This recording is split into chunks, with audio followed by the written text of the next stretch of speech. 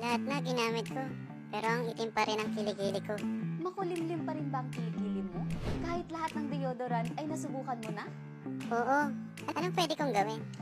Ito ang 4 tips para pumuti ang kilikili mo kung gusto mo maging marimar.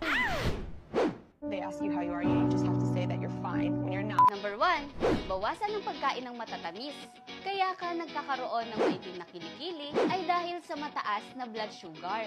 Kapag mataas ang blood sugar, dumadami ang keratinocytes na nagkakos ng pangingitim ng balat, lalo na sa may bandang batok at kilikili. Number 2, iwasan ang sobrang pag-ahit ng kilikili. Ito ay pwedeng magkaroon ng irritation at inflammation na nagkakos ng pangingitim ng kilikili. Kung kailangan mag-shave ng kilikili, siguraduhin gumamit ng shaving gel at moisturizer. Number 3, magsuot ng maluwag at komportableng damit.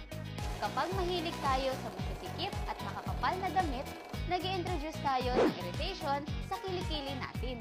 Tandaan, kapag mas irritated at inflame ang ating balat, mas nangingitim ang kilikili natin. Number 4, gumamit ng underarm cream na may niacinamide. Proven na safe at effective ang niacinamide laban sa hyperpigmentation. Ang hyperpigmentation ay ang pangingitim ng ating balat. Pinipigilan ng niacinamide yung pag-accumulate ng melanin para hindi umitim yung skin natin. Para pumuti ang kilikili mo, number 1, bawasan ang pagkain ng matatamis. Number 2, iwasan ang sobrang pag-ahit ng kilikili. Number 3, magsuot ng maluwag at komportableng damit. At number 4, gumamit ng underarm cream na may niacinamide. If you want more skincare tips like this, follow for more!